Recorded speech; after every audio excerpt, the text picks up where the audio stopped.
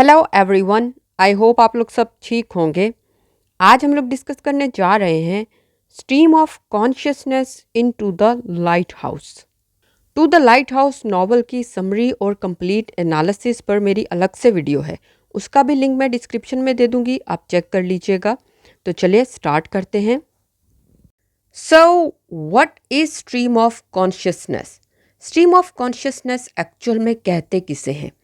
ये एक literary technique है जिसका मकसद होता है प्रेजेंट करना continuous flow of a characters thoughts, feelings, memories and sensory experiences. इसका मकसद क्या होता है कि कैरेक्टर की जो इनर थॉट्स हैं उन्हें प्रेजेंट करना। ये मिमिक करता है, कॉपी करता है रियल थॉट प्रोसेस को। इंसान का, ह्यूमन माइंड का जो रियल थॉट प्रोसेस है उसे मिमिक करती है ये टेक्निक। उसे मिमिक करके, कॉपी करके प्रेजेंट करती है।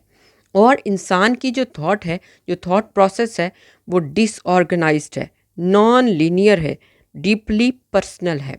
किस तरह से? इंसान एक मोमेंट में कुछ सोच रहा होता है और अगले ही मोमेंट में कुछ और सोच रहा होता है।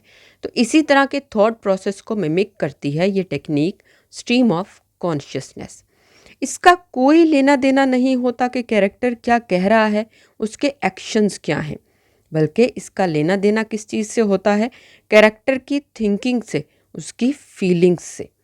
रीडर के सामने क्या चीज़ रखी जाती है? कैरेक्टर का इनर थॉट प्रोसेस, जो कि ह्यूमन माइंड की तरह होता है, उसी को मिमिक किया जाता है। तो ये है स्ट्रीम ऑफ कॉन्शियसनेस टेक्निक, जिसका मकसद होता है कैरेक्टर के इनर थॉट प्रोसेस को रीडर के सामने प्रेजेंट करना। वर्जीनिया वॉल्फ ने to the lighthouse novel के अंदर इस टेक्निक को बहुत खूबसूरती के साथ यूज़ किया है। वर्जीनिया वॉल्फ को स्ट्रीम ऑफ कॉन्शियसनेस टेक्निक की पायनियर कहा जाता है। उन्होंने अपने इस नावल के अंदर इस टेक्निक को किस तरह से यूज़ किया है? नंबर 1 पर उन्होंने कैरेक्टर्स की इनर लाइफ्स को रिवील किया है। वर्जीनिया वॉल्फ को इस चीज़ में कोई दिलचस्पी नहीं कि कैरेक्टर्स के एक्सटर्नल इवेंट्स क्या हैं, यानी कि कैरेक्टर्स किस तरह से बोल रहे हैं, उनके एक्शंस क्या हैं, बल्कि उन्हें दिलचस्पी किस चीज़ में है? कैरेक्टर्स की इनर लाइफ्स में, कि कैरेक्टर्स कैसे सोच रहे हैं, उनकी थॉट्स क्या हैं, उनकी डाउट्स क्या हैं, उनकी इमोशंस क्या हैं। वर्जीनिया वॉल्फ ने अपने पूरे नावल के अंदर इन चीज़ों को एक्सप्लोर किया है। उन्हें इस चीज़ से लेना देना नहीं है कि कैरेक्टर्स एक्ट कैसे कर रहे हैं। उन्हें लेना देना किस चीज़ से है? इनर लाइफ से। कैरेक्टर्स सोच कैसे रहे हैं, उनकी इमोशनल रिस्पॉन्स क्या है, वो किस तरह से डाउट्स शो कर रहे हैं। तो ये चीज़ें हम इस नावल के अंदर देखते हैं। जैसा कि हम देखते हैं मिसिज रैमसे को, पूरे नावल के अंदर मिसिज रैमसे को हम सोचते हुए देखते हैं कि वो अपने बच्चों के बारे में सोच रही हैं, अपनी बढ़ती उम्र के बारे में, या अपने फ्यूचर के बारे में। ये चीज़ें हम इस नावल के अंदर देखते हैं। तो इनर लाइफ्स को रिवील किया है वर्जीनिया वॉल्फ ने अपने इस नावल के अंदर। नंबर 2 पर हम देखते हैं blend of past, present and future. Virginia Woolf ने अपने इस नावल में पास्ट, प्रेजेंट और फ्यूचर को ब्लेंड किया है। इनको एक दूसरे से सेपरेट नहीं किया। अक्सर जगह पर हम देखते हैं कि सिंगल पैराग्राफ में ही ये तीनों चीज़ें ब्लेंड हो रही होती हैं। अक्सर कैरेक्टर्स अपने प्रेजेंट, पास्ट और फ्यूचर तीनों के बारे में सोच रहे होते हैं, और यही ह्यूमन थॉट प्रोसेस भी है। इंसान भी एक वक्त में प्रेजेंट, पास्ट और फ्यूचर तीनों चीज़ों के बारे में सोच रहा होता है, और यही चीज़ हम नावल में भी देखते हैं। नावल की खूबसूरती ही ये है कि वो रियल इंसिडेंट्स को, यानी रियल थॉट प्रोसेस को मिमिक कर रहा है, और यही मिमिक्री है कि प्रेजेंट, पास्ट और फ्यूचर का ब्लेंड देखते हैं हम इस नावल के अंदर। जैसा कि हम लिली को देखते हैं, हम देखते हैं कि वो एक ही टाइम पर मिस्टर राम से, मिसेस राम से और अपनी पेंटिंग, इन तीनों चीज़ों के बारे में सोच रही होती है। एक वक्त में उसकी सोच में ये तीनों चीज़ें घूम रही होती हैं, और इंसान का थॉट प्रोसेस भी यही है। उसके थॉट प्रोसेस में बहुत सारी चीज़ें आगे पीछे घूम रही होती हैं।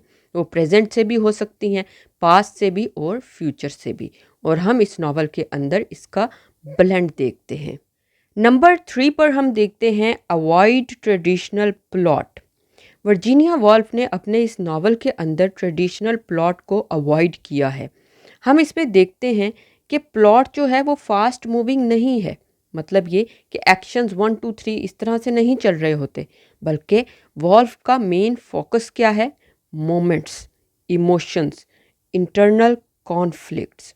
तो स्ट्रीम ऑफ कॉन्शियसनेस टेक्निक ने वर्जीनिया वॉल्फ को हेल्प की है एक नावल क्रिएट करने में जो कि एक्सपीरियंस है, एक्शन से ज़्यादा एक्सपीरियंस है। और यही खूबसूरती है इस नावल की, यही चीज़ है कि वर्जीनिया वॉल्फ ने ट्रेडिशनल प्लॉट को अवॉइड किया है और उसका मेन फोकस क्या है कि रीडर एक्सपीरियंस करे, ना कि सिर्फ एक्शंस को देखता चाहे। रीडर एक्सपीरियंस करे इनर कॉन्फ्लिक्ट्स को, इनर थॉट्स को, मेमोरीज़ को, एक्सपीरियंसेस को। तो यही चीज़ हम इस नावल के अंदर देखते हैं। जैसा कि हम देखते हैं कि डिनर सीन पर एक्शंस नहीं होते, डिनर सीन पर थिंकिंग्स होती हैं। जो कैरेक्टर्स हैं उनकी थिंकिंग्स होती हैं, कैरेक्टर्स क्या सोच रहे हैं, कुछ पास्ट के बारे में, कुछ प्रेजेंट और कुछ फ्यूचर के बारे में। तो ये चीज़ हम इस नावल के अंदर देखते हैं कि वर्जीनिया वॉल्फ ने ट्रेडिशनल प्लॉट को अवॉइड किया है। उनका लेना देना एक्शन से नहीं बल्कि एक्सपीरियंस से है। अब हम देख लेते हैं character specific uses of stream of consciousness, कि किस तरह से हर एक कैरेक्टर को यूज़ किया गया है इंडिविजुअली इस टेक्निक को पावरफुल बनाने के लिए। हर एक कैरेक्टर की इंडिविजुअल थॉट्स हैं, उनका थॉट प्रोसेस है और किस तरह से वो इस टेक्निक को पावरफुल बनाते हैं। नंबर 1 पर है मिसिज रामसे। पूरे नावल के अंदर हम जहाँ पर भी मिसिज रामसे से मिलते हैं, हम उन्हें देखते हैं कि वो अपने हाउस होल्ड के बारे में सोच रही हैं, कभी अपने बच्चों के बारे में, कभी अपने गेस्ट के बारे में, कभी अपने पास्ट के बारे में और कभी अपने हस्बैंड के बारे में। वो एक इमोशनल सेंटर हैं पूरे घर का, और वो इमोशनल सेंटर किस तरह से हैं वो उनका थॉट प्रोसेस हमें बताता है।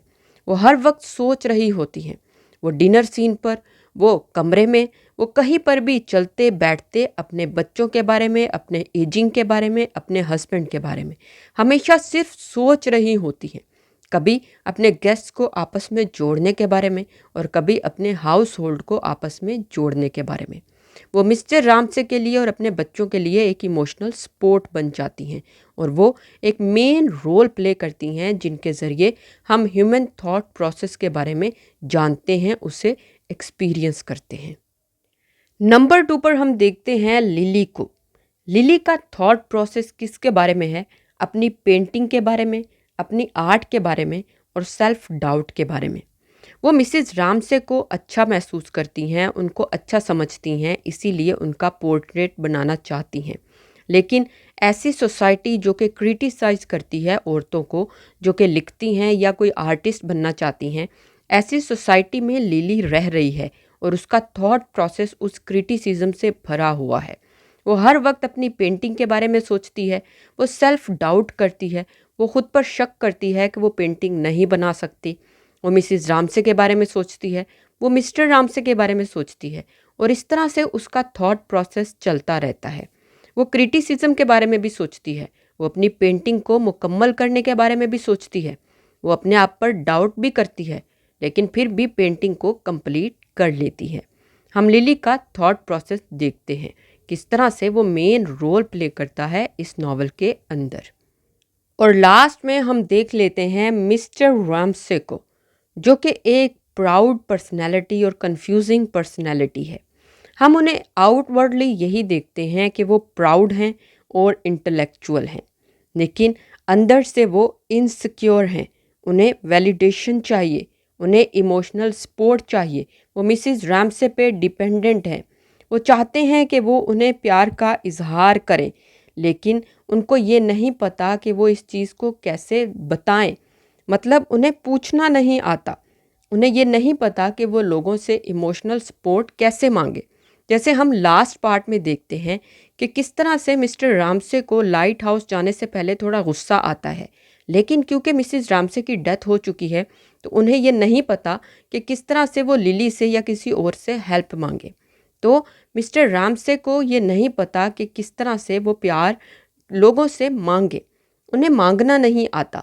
वो आउटवर्डली बहुत सख्त मजाज हैं, कंफ्यूजिंग हैं, लेकिन इनवर्डली इनसिक्योर हैं। उन्हें इमोशनल सपोर्ट चाहिए, जो कि मिसेस रामसे हैं।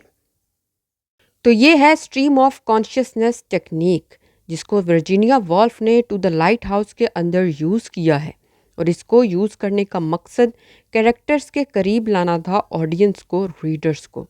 उनको करीब लाकर उन्हें महसूस करवाना कैरेक्टर्स की जॉयस को, यानी खुशियों को, उनके गमों को, उनकी मेमोरीज़ को और एवरीडे मोमेंट्स को। इस टेक्निक को यूज़ करने का मकसद क्या था वर्जीनिया वॉल्फ का? वो हमें दिखाना चाहती थी कि इंसान के दिमाग की अंदर की दुनिया बाहर के इवेंट्स से ज़्यादा पावरफुल है। इंसान जो सोचता है वो उसके एक्शन से ज़्यादा पावरफुल है। और यही मकसद था कैरेक्टर्स को ऑडियंस के सामने दिखाने का, ताकि ऑडियंस उन्हें फील कर सके, उनके गमों को, उनके खुशियों को। तो ये है स्ट्रीम ऑफ कॉन्शियसनेस टेक्निक। तो उम्मीद है आपको समझ आई होगी। आज के लिए इतना ही। मैं मिलूँगी अपनी नेक्स्ट वीडियो में। तब तक के लिए खुदा हाफिज़।